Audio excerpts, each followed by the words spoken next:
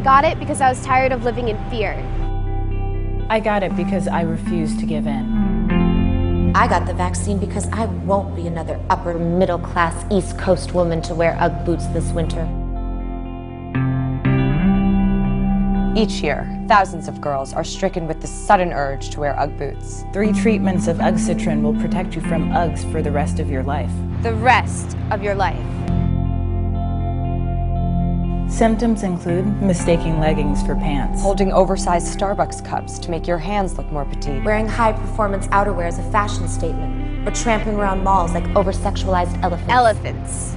Uggs can be contracted at any age, and once you have a pair, you can still get other types. Like Uggs with pom-poms, black Uggs, gray Uggs, Uggs with buckles, or even clogs. If left untreated, Uggs can spread.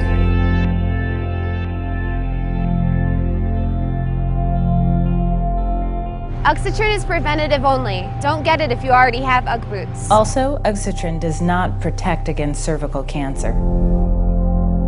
This winter, I refuse. I refuse to have elephant feet. I refuse to have elephant feet. Elephant feet.